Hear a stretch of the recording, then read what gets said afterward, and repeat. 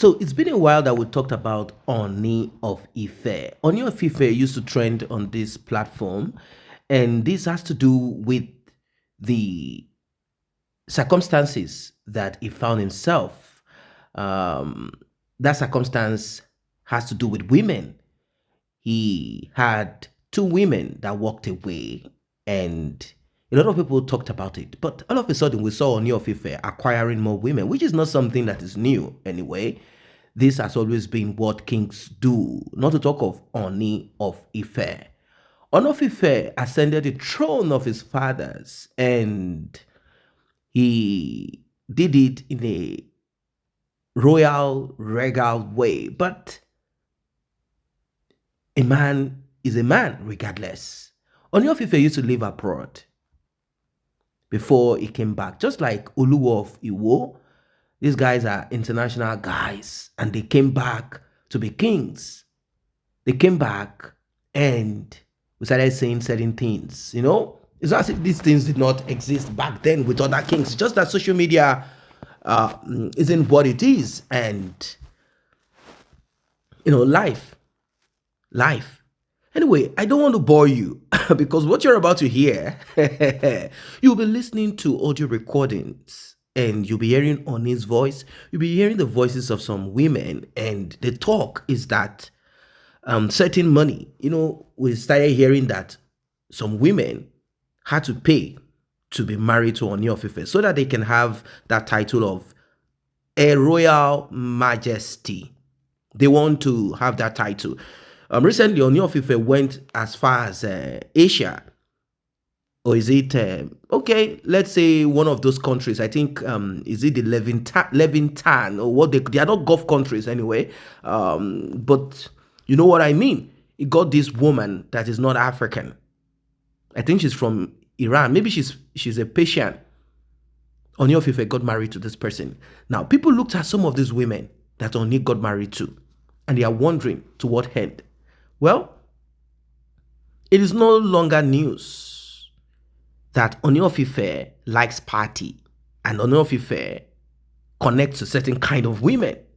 Yeah, Ooni of Ife, on the stool of his fathers, he knows that for you to be relevant, there are certain things that kings do. Maybe in those years, back in those years, many, many years, like 100, 150, 200 years back, back in those years, there are certain things that kings do to retain their throne and to also make themselves relevant.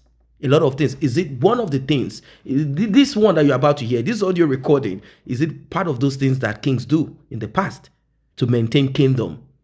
Influence? Because this woman, she's a medical doctor. She's crying. Ooni defrauded me of $200 million. No, sorry, $200,000. Oh, you guys might be like, really? Where did she get that amount of money from? There's another woman in Canada, and the list goes on and on. Now, we are not trying to defame Ooni of Ife, but I want you to hear for yourself the voice of Ooni of Ife. Allegedly, let me still insert that.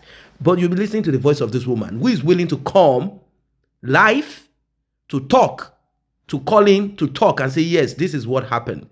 This is made possible by a lady who resides in Ireland. She's called Esabod. Let us get right into it.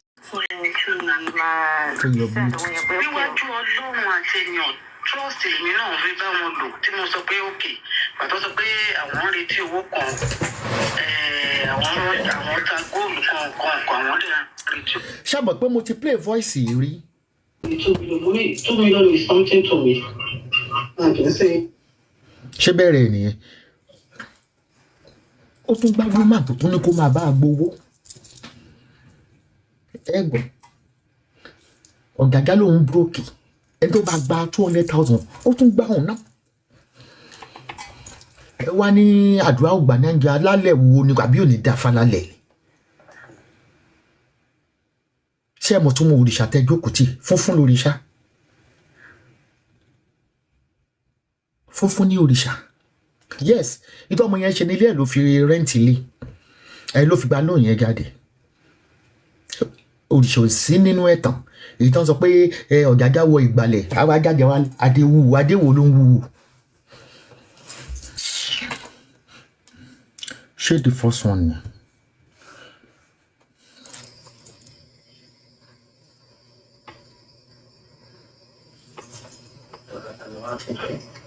ohun ènìyàn bọ̀ kò àti èdè bẹ́ẹ̀ yẹn ohun bàbá ìmọ̀ lọ́ọ̀bù play lórí fóònù ọ̀yẹ̀gá mo sọ náà gbogbo àwọn ìyàwó tó lóun fẹ́ gbogbo wọn lè travel out ó yẹ kó yé yín ẹ̀yin ẹ jókòó síbẹ̀ kẹ́lẹ́ bí ń pa yín tó bá rí pé o gbé pálí pupa yẹn dání àbò oníwèé ìgbélú báyìí ọ̀gẹ̀gẹ̀ ò fẹ́ instrument ni they ran instrument ni tó ń lò wọ́n fún ni just like bí mo ṣe pariwo nígbà tí ọbọ Ọ̀yọ́ nígbà tó kó àwọn kéékèèké yẹn tó máa kó wọn owó yín ni wọ́n kó jáde wake up ṣe bí ọba rómọ láràn ni wọ́n wájà yẹn kọ́ lọ́hún kó dẹ̀lẹ̀ fún wọn a mọ̀ pé kó síbi tí wọ́n ti ń kó adìyẹ alẹ́ kò sẹ́ni tí kì í jalè but tí ọjà jáì gàgàgàgàgàgà tẹ bá dé sọ̀rọ̀ against ní Nàìjíríà àmọ́ iye gbogbo ẹni tó ti rá ẹ wọ àwọn tó ṣe ọ̀gbàgbà fún tán pè ní ọ̀gágá kìnnì kan àwọn ọmọ Ilé Ifẹ̀.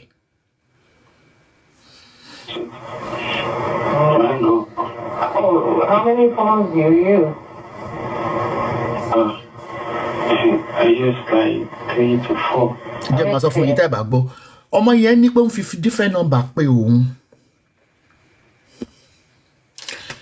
èyí tí TikTok bẹ́ẹ̀ kẹ́ máa bọ̀ lórí Facebook wọ́n fly restriction lórí TikTok kí ló dé ó tún ti káwọn ẹrú ikú ẹ̀ jáde àwọn so many numbers ẹgbọ́n tí ọjà jáwé. máa ń wọ́nà tó súnmọ́ mi pé kó má lọ ọdún ẹ o ẹ má lọ ọdún ẹ o. ilé tí mo ń lò yẹn ló bọ̀ dé àwọn tó ṣe ilé pẹ̀lú mi. ẹ jọ lọ sórí YouTube kẹ́ lọ wo voice ọ̀jàjà kẹ́ ẹ compare pẹ̀lú voice stand play ẹ ṣáà máa ń gbọ́ voice tó bá ń sọ̀rọ̀. ọ̀la ńlá ni sọ̀rọ̀.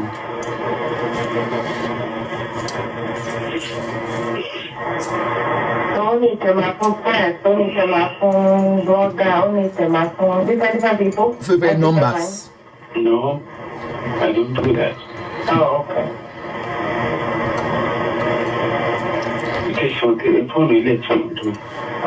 Ilé ìtọ́jú jẹ́ ìkejì. Tí mo ń lò. Tó bá yín ló ń sọ̀rọ̀ yẹn o. Ṣé anybody mọ́ máa bẹ̀ mí? Wọ́n máa bẹ̀ yẹ mi náà sí mi. Ọ̀tún náà wọ̀n èèyàn tí mo máa ń pè fún ara mi. Ọ̀tún náà wọ̀n èèyàn tó ń pè mí. Direct. Wàhálà ò lè wọ Amẹ́ríkà mọ̀ bó ṣe wà yẹn ọ̀jàjà.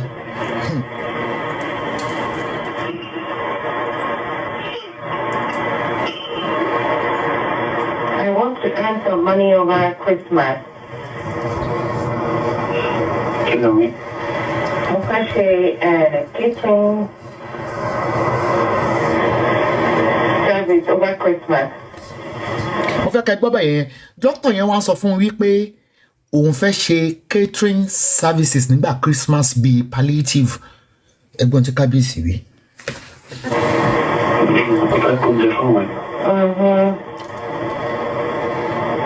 Báwo ni ọjọ́ lẹ́sìn yẹn ṣe máa gbé sí ọjọ́ lẹ́sìn yẹn? At the prison and then okay, prison. Okay. Homeless shelters. Yeah.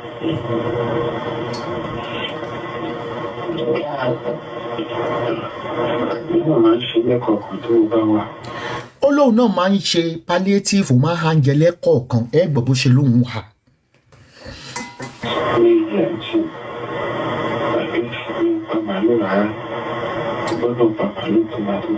Bóun gbọ́dọ̀ pa màálù tó 10 màálù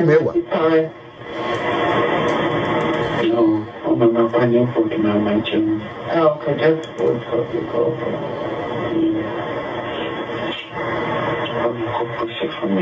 Ṣé ń gbọ́?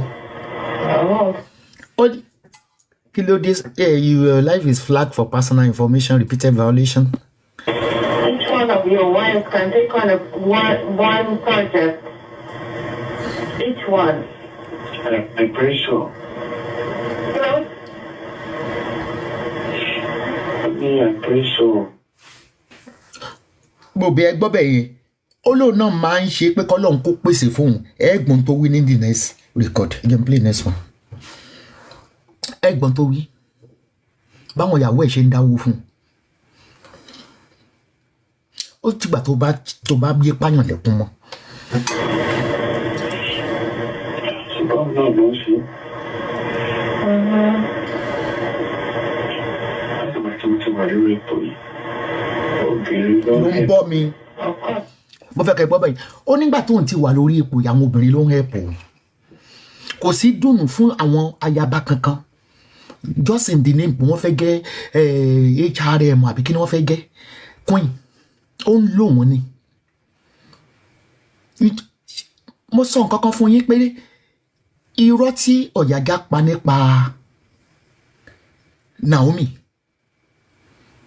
bọ̀bọ́ yìí máa ń parọ́ gan-an èèyàn tó ní pé mi fẹ́ joyè ṣé mò ń wá Nàìjíríà ni orí mi Nàìjíríà ni property mi ò kọjá Dublin àti Turkey lọ tó ní mo fẹ́ joyè ṣé blogger ń joyè ni blogger tó bá joyè ti gbà bọ́dé kì í ṣe blogger speaker ni gẹ̀ǹgí bẹ̀rẹ̀ sẹ́yìn.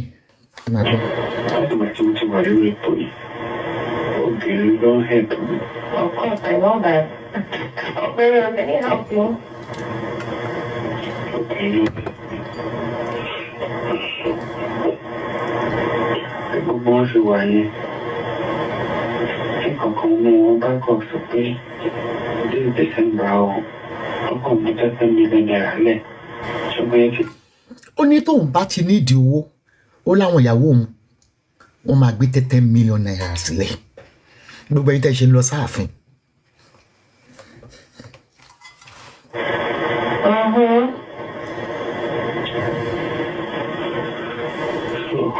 ok ẹ jẹ́ kí n end TikTok yẹn wọ́n ní kí n restart ẹ jẹ́ máa padà ní.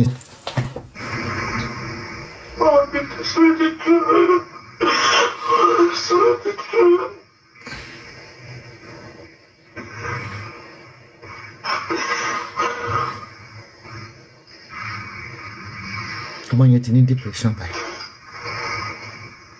ìjọ ló tó máa ṣiṣẹ́ kan $200,000.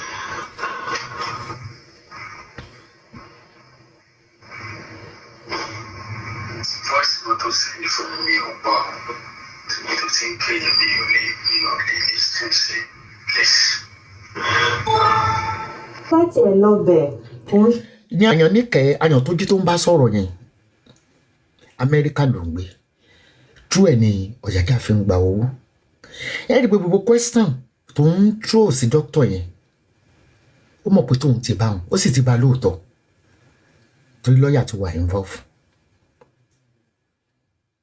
ló jẹ́ kọ́kọ́ béèrè lọ́wọ́ ìwé pé tẹ́bálẹ̀ fẹ́ sù Inland Revenue lè béèrè pé bólẹ̀ ti rí 200,000 yẹn níṣẹ́ bóun ń ṣiṣẹ́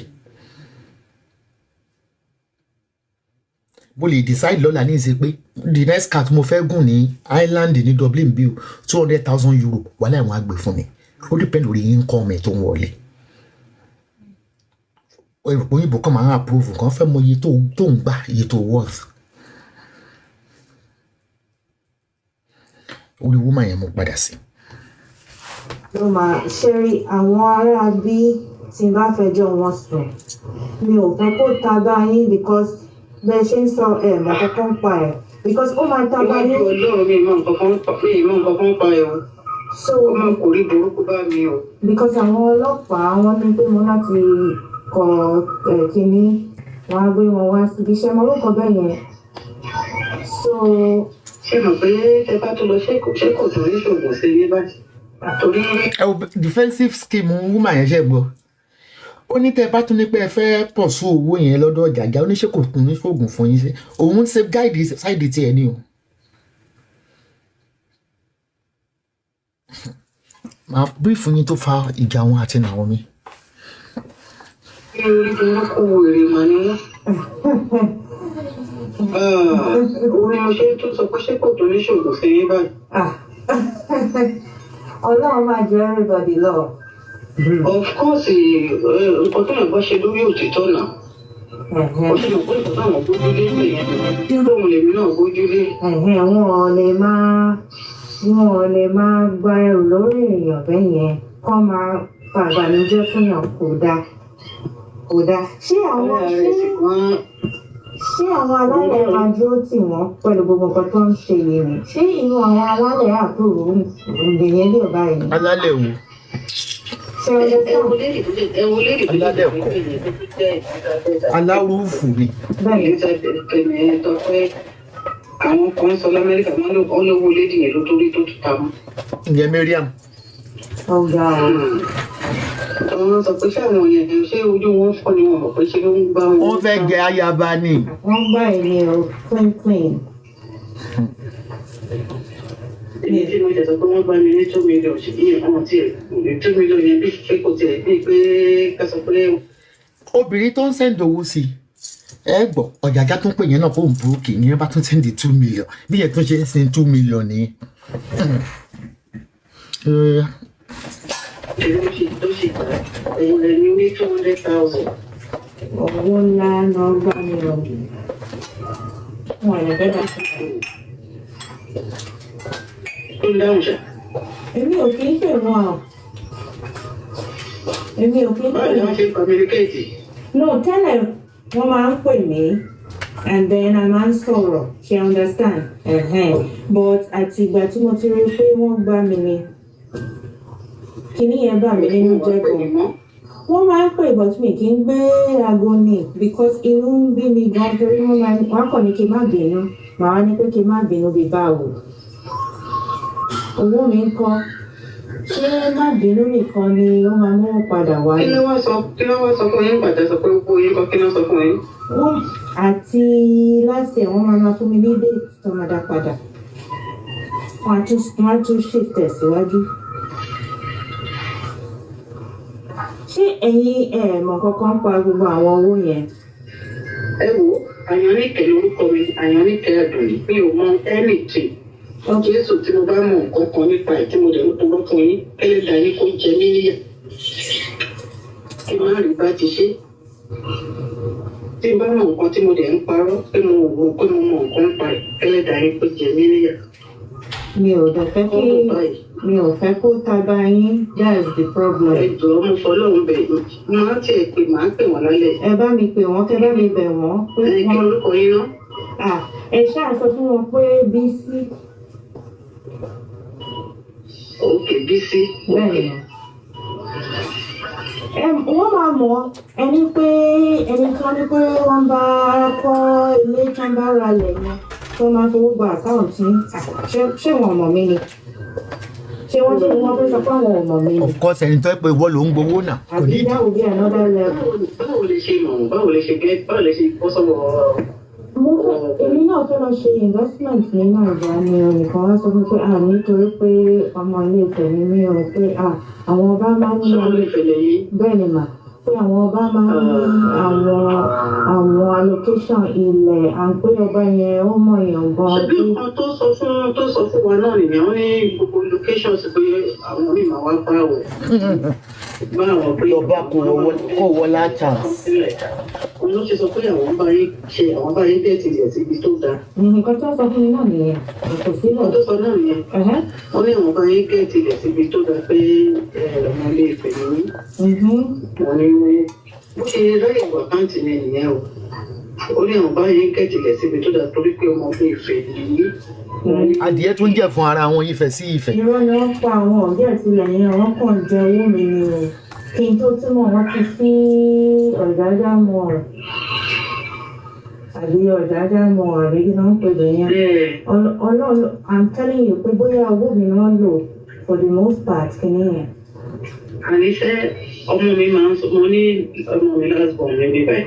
Wọ́n ní mọ́mí dání stop talking to this guy. He's a scammer. Odidi ọba. Mi gbọ́dọ̀ sọ fún pé 2 million naira rẹ̀ wà lọ́wọ́ ẹ̀. Báwo lẹ̀yin ṣe mọ̀ wọ́n? Ṣé mo máa ń tàgì mi lórí Facebook? ẹlẹ́rìí bẹ́ẹ̀ yẹn o. Ìpè tó jẹ́ ọba aládé nǹkan náà sẹ́yìn wọ́n ti gbé ọba Amẹ́ríkà kọ̀ọ̀kan. Wọ́n á sọ pé òtútù bíi sílẹ̀ wẹ́dà òtútù mú bí báyìí. Wọ́n máa ń sẹ́yìn àwọn funny videos tó máa rí there was a day tí police kan tí Turkey tó ń chase police yẹn tó ń tí police yẹn náà ń lé Turkey yẹn. A lè bẹ̀rẹ̀ sí rẹ́rìn ṣíṣá. Bó ṣe bẹ̀rẹ̀ sí sọ̀rọ̀ nìyẹn. Ó jẹ́ sọ pé àyàn ní kẹ̀kẹ́ kìíní kan. Yẹ ká dé ní ìpolówó. Ó rí ní àtàkùn gan-an mo ní ìlọ́wọ́ mi. Nǹkan tó lè fẹ́ mi. Ẹ bá tiẹ̀ sọ fún Amẹ́ríkà pé ẹsẹ̀ mi wọ́n lọ sí ní báyìí. Lákòókò máa kọ́kọ́ tà sí ní pé. Ìyẹn ò kàn wọ́ àyàn kí ló ń jẹ kó kàn ẹ́. Ní iṣẹ́ tí mò ń ṣe ló mú wá kò ń ṣe mẹ́sàn kò ń ṣe.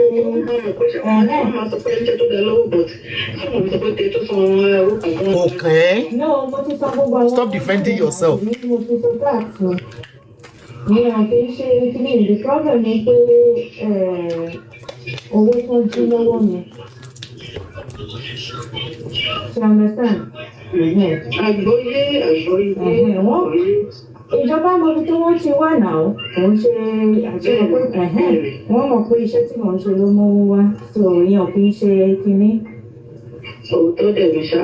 So gbogbo owó ṣe mọ̀ pé nínú yìí bí gbogbo owó ṣe ń wọ àkáǹtì èèyàn bó ṣe ń jáde wọ́n mọ gbogbo ẹ̀ wọ́n mọ̀ so èèyàn lè ṣe rádaràda tó pọ̀ ṣe Ṣé mo gbà tí àwọn báńkì ti ẹ̀kọ́ kíní kan pé kí wọ́n máa gba àwọn kan ń lo àkáǹtì mi kékeré ọmọ àgbọn àtìgbà yẹn ló sọ pé ìwọ̀n ti gbowó sàkáǹtì mi kan. Wọ́n sọ fún ọgbà ní pé mi ò gbowó sàkáǹtì mi mọ́ o. Ìgbà wo ni wọ́n sọ fún yín nìyẹn? Nípa bí láti àyè lè àbí ó ti pẹ́ tó ti sẹ́ǹdì owó sàkáǹtì mi ni wọ́n sọ pé mi ò lè wá ẹrù ẹlẹ́rù. Exactly. Ìgbà ìgbówó ṣe ń wọlé ló ṣe ń mọ̀. Ọba yẹn á tiẹ̀ sẹ́wọ̀n pẹ̀lú Kristi tó wà nílẹ̀. Kò sí pọ́blẹ́mù òun ṣàgbówó yẹn tó wọlé ẹnìkan kò ń bá ṣiṣẹ́ ilé wọn nínú jẹ́kẹ́ mi yẹn máa sẹ́ǹdì owó yẹn síbẹ̀ fún láti ibi tó yẹn ti lọ kọ́ máa lo àkáǹtì. Fọ́nwá náà ń gbowó directly. Ẹ̀yin ẹ má jẹ́ kó gbọ́ àkáǹtì yẹn mọ́ o because ẹ̀yin ló máa gbé. Èmi kẹ̀ tipẹ́tipẹ́ èmi kẹ̀ máa kẹ̀ kó wá kórìí burúkú bá mi. Because ẹ̀yin ni orúkọ yín wà ń bẹ̀ so ẹni yẹn gangan náà máa gbé. So understand? That's why tí mo mọ̀ pé bóyá ẹ̀ mọ̀ sí that's why tí mo ṣe pè yín because tí máa ká ní mo lọ report lẹ́nìí ẹ̀yin náà máa wá gbé because ẹ̀yin lẹ wà l'Amẹ́ríkà and ẹ̀yin lówó wọlé kíní mi ilẹ̀ fẹ́ kí ó tàbá yín bẹ́yẹn. Ọlọ́run ó ṣàánú mi ò ẹlọ́mọdé ẹlẹ́rù. Àmín. Ẹ jọ̀ọ́ ẹ bá mi pè kábíyèsí lálẹ́ yìí o tẹ́ bá lè bá mi bẹ̀ wọ́n pé kí wọ́n jọ nítorí Ọlọ́run kún jẹ́ àwọn ọkọ̀. Wọ́n á tẹ̀lé pé owó tẹ gbà ẹni kẹfọ́ fẹ́ bá wí ẹni yẹn kọ́lé ralẹ̀ ó ní you don't do anything. Ẹ bá mi Tí pè wọ́n bá wọ́n. sẹ́ndì tábàlọ́ ìrẹsìkẹ́kọ̀ọ́ bá sẹ́ndì ọlọ́pàá lọ́pàá ṣé kò mọ̀ pé wàhálà ló ń kóra sí. Ọlọ́pàá Nàìjíríà. Wọ́n máa gbé wọn ni. Àfi kó má wọ Amẹ́ríkà. Ẹ jọ̀ọ́ ẹ dá kiri ìpadà mi ò tiẹ̀ fẹ́ kí nǹkan kan tàgbà yín mo ti sọ fún wọn. Ó ti pẹ́ láti wà ń bẹ̀ lẹ́nu ẹ̀ ní 1.5 years nísìnyí wọn ti dá padà. Ní ọ̀nà ṣàánú mi ẹ̀rọ ẹlẹ́rù náà máa jẹ́ ṣé mo pé nígbà míì ẹni tó máa jẹ́ kéèyàn ṣe owó ìdáhùn. Mo lè sọ fún mi ṣé n tó ń sẹ́ǹdì n tó ń wọ ìkọlù àkáǹtì láti máa sẹ́ǹdì ọ̀ sí ọ. Tàbí ẹ̀zẹ́ mi ẹ̀jẹ̀ mọ̀. Àwọn náà máa ń fún mi ní instruction yẹn. Màá ní kí lóde tí mi ò lè send ẹ̀ directly sí wọ́n ní náà kí n má wọ̀rí. Àwọn lẹ́nìkan tó máa bá wọn gbowó. Ẹ̀dẹ̀ wá rí olóhùn olójú èmi ìrírí wọ́n ń dàn kò fún mi ní owó yìí o. Mo bèlè yìí. Ìdán. Ó dájú pé victim gan lẹ́yìn wọ́n kàn ń lo kíní nínú. Ó máa ń sọ pé òun ọ̀rẹ́ ni tó wà sẹ́ńtì àbá ìmọ̀ ní owó olówó tó bá jẹ owó olówó tó bá jẹ 10,000 wá ti 100,000. Ọ̀kan máa ń sọ fún ọ̀hán ní chọ́ọ̀chì rẹ̀. Bẹ́ẹ̀ni. Pé kò sí tí èèyàn jẹ tí ò ní tán. Bẹ́ẹ̀ni. And then Tó bá jẹ ìgbọ́ngbọ́n. no last year wọ́n ní pé àwọn máa wá ní December ṣé ń gbọ́ mi. Bẹ́ẹ̀ni. Wọ́n ní kí n jọ kí n fowó ránṣẹ́. Ṣé tó ti gbọ́? bẹ́ẹ̀ Then kí n bá wọn. lẹ́yìn tó ti gba owó yẹn ó tún ní òun máa wá dísẹ́bà kó fowó ọkọ̀ ránṣẹ́ sóun.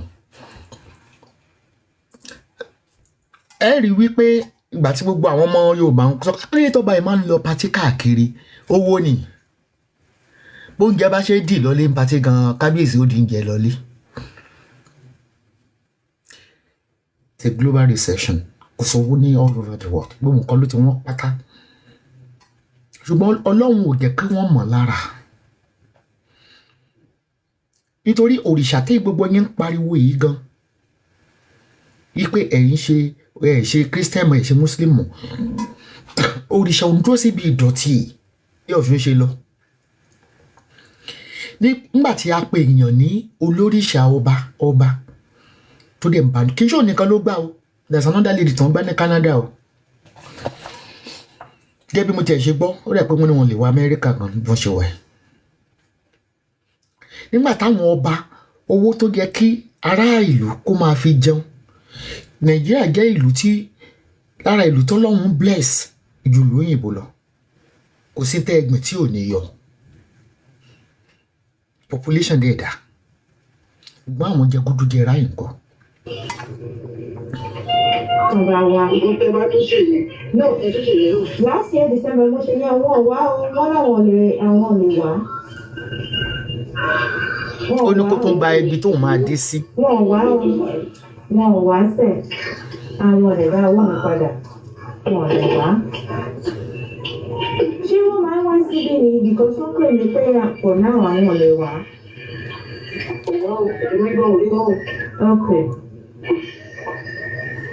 Mi ò rí wọn ò wọ́. Nǹkan tí wọ́n sọ nìyẹn. Èmi gan bèrè mo ní private you say you are coming to America when are you coming? Àwọn ò tí ì ráyè. Ìfẹsẹ̀ táwọn ṣe ti pọ̀ jù. Odidi ọ̀rọ̀ ní ìrìnsà. Tó bá lóun fẹ́ fẹ́ nítorí Ọlọ́run kì í ṣe ń téèyàn nífẹ̀ẹ́ o. Ṣé pé gbogbo tó wà lẹ́yìn? Ṣé gbogbo ilé tó wà lẹ́yìn èèyàn máa fẹ́? Kìíní yìí dùn mí gan-an, ó lè affect me. ok àwọn voice note yẹn a máa yín gẹ nọ́mọ yẹn gan tẹ̀ ti reply mi ṣe pé òun wish pé láti kọ́lẹ̀ ó ní ṣe rí ó ní ìyá mi aláṣàbí good afternoon ma I'm sorry I'm at work I will find time to call in meanwhile ẹ̀rí pé ọmọ yẹn kọ sókè yẹn wípé kí ni wá ń kí wọn kókó ọba wa ń rárẹ̀ lórí wọ̀sán pé wá dáa ká bẹ̀rẹ̀ sí í jò kiri ẹ̀yin ìyàwó tẹ̀ wà láàfin ẹ̀yin suffering and smiling tó pé ẹ fẹ́ kún àdírẹ́sì yẹn àṣẹ kún ẹ wá ń fowó rokódó. Well, you've heard it all. According to the update, this woman, she's a medical doctor, and she has decided to take this to the Homeland Security. She has decided to file this with whoever she needs to file it with. Lawyers are involved, and somehow it seems Oba will have to pay this money if truly he really took this money from this woman. Although the evidence of the receipts and payment and transfer, everything is available according to her. And in this audio, Oba said, okay, he's called Ooni. Ooni said that most of the projects and whatever it is that you see him do, money comes from those women, those beautiful women in his palace. Those women have access to travel abroad, and many of them have their own money, but they simply needed that title, a royal majesty. So Oba simply sold status to those women. Like, I know you guys, you ladies, you have money. You are made already. And it is true. Those women, if you go to check their status and you check them up, these ladies, they have already, the ones that have grabbed from some men here and there to set up themselves, the ones that are into business, the ones that their fathers have been politics or business. The thing is this: these women have money. Those women that Oni of Ife married, they have money. They have the cash. Oni does not roll with women that don't have money. I think the only one that does not have cash or cash is Shile Kwanla. I'm talking of Naomi. She's the youngest of them. She doesn't have money. She has the grace. I mean, she has the gift. She is a prophetess, although she calls herself evangelist. That's the only person that I think is the youngest and has no money, and she left the palace. She left the palace due to a lot of, and you'll get to find out in the next video. She left the palace due to a lot of things, and it is not going to be easy because it seems Ooni of Ife is back again. Ooni of Ife is back again. He's back again, like on social media. He's back again on social media. I don't know. I don't really understand. We heard that there are certain transactions that go on behind the scene. Ooni of Ife does not have a private jet that I know of, but if he does, maybe he does. I think Ooni of Ife, I don't really know. I know when you live such life, the kind of life. I remember back then when Ooni of Ife had a talk where he made his thoughts known. He said, "Look, you guys are there making the money," referring to politicians. You guys are making the money, and we are here. We are the ones that are closer to the people. Should anything happen, we are the ones that come to knock at our gate. We are the ones facing it, and you guys are not even doing anything for a minute. Ooni is requesting for like a share in the cake. He wants a huge chunk, not just selling of land, getting contracts, few of it here and there, having to beg for this and that. And don't forget that kings are ceremonial. They are nothing. They are only needed to canvass, and even if a king is not talking well, they will kick him out. Is of no use. Money speaks, and conscience, integrity walks. When money speaks, integrity walks away immediately. That's what it is. So this issue of Ooni of Ife and women, it seems to be like something that will not stop. Ooni of Ife is speaking to this woman. There is this thing, the woman is complaining of money, Ooni of Ife this, Ooni of Ife that. It's a complex thing. Also, we are hearing that Ooni of Ife has access to the mines where he is king over. He has access to those mines, gold and many other things, goodies. And now that Ooni of Ife has married this woman, that is also from a country where, precious stones and, the latest that he married, he's not going to marry that woman for nothing. There is always going to be, and that's what kings do in the past anyway. Just like King Solomon got married to, these things, kings do it. They marry for reasons. Kings don't just marry for beauty. They marry for expansion. They marry for financial expansion and many other things. That's what kings do. And it seems Ooni of Ife has been told, look, your destiny is aligned with women. These women will help you. So go and search for those women that have a lot of money. That is what women are for. They will give to you. There was even a time this same blogger said Ooni of Ife has some juju that he uses on women. That once he looks at you, that's why he goes to parties. Once Ooni of Ife realizes that you are a deep pocket woman and Ooni of Ife looks at you, you would like to be one of the royal majesty. I don't know what you think of these things, but the truth of the matter is that that woman gave money to Ooni of Ife because she said she has evidence. That's the truth of her talk. I'm saying her truth. Now, her truth is that she gave Ooni money. Ooni of Ife might have his own truth. Let us see how all of this will turn out to be, because soon I know that another audio recording is going to be released where maybe Ooni of Ife will be speaking to someone about the same matter. Ooni of Ife is a human being at the end of the day, regardless.